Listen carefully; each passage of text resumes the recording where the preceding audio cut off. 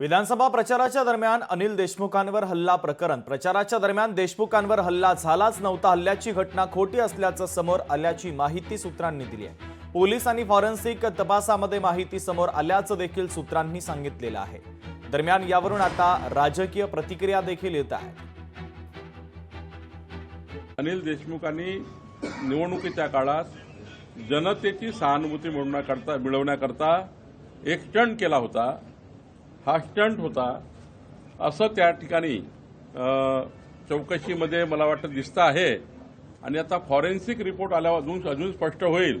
एखादा विजय मिळवण्याकरता, निवडणूक जिंकण्याकरता स्वतःच्या हातात गोटा घेऊन स्वतःलाच मारणे आणि मला भाजपवाल्यांनी मारलं, मला भाजपने त्या ठिकाणी गोटा मारला असं दृश्य तयार करणे आणि जनतेची सहानुभूती मिळवण्याचा एक केविलवाना प्रयत्न केला गेला होता।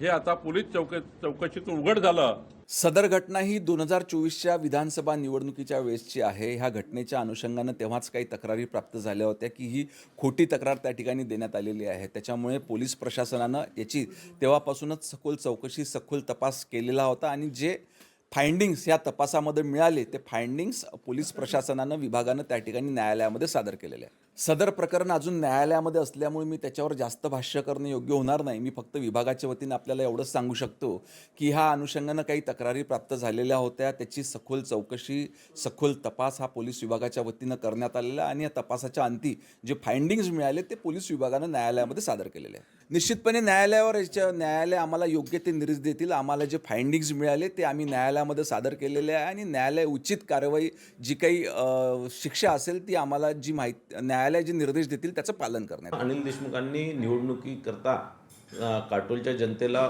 एक मूर्ख बनवण्याचा प्रयत्न, निवडणुकीकरता सहानुभूती मिळवण्याचा प्रयत्न, एक केविलवाना प्रयत्न त्यांनी केला होता हे स्पष्ट झालं होतं आणि म्हणून त्याबद्दलचं वक्तव्य मी त्यावेळेस केलं होतं।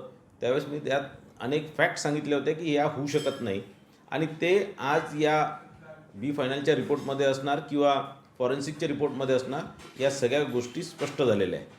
आणि आज कुठेतरी अनिल देशमुखांचं जे पितळ आहे ते उघडं पडलेलं आहे आणि म्हणून मला असं वाटतं की अनिल देशमुख काहीतरी कन्फ्यूज स्टेटमध्ये आज त्यांनी ही प्रेस कॉन्फरन्स घेतलेली आहे। एकीकडे एवढी परिस्थिती असताना रक्तबंबाळ झालेले अनिल देशमुख साहेब दिसतायत तुमच्या चॅनलवर, तरी त्याला खोटं म्हणणार असतील तर धन्य आहे एवढंच मी म्हणू शकतो। हे दुर्दैव आहे की रक्तबंबाळ झालेला माणूस दिसतोय तरी तुम्ही म्हणताय हा हल्ला खोटा आहे, म्हणजे कठीण आहे, खरंच कठीण आहे।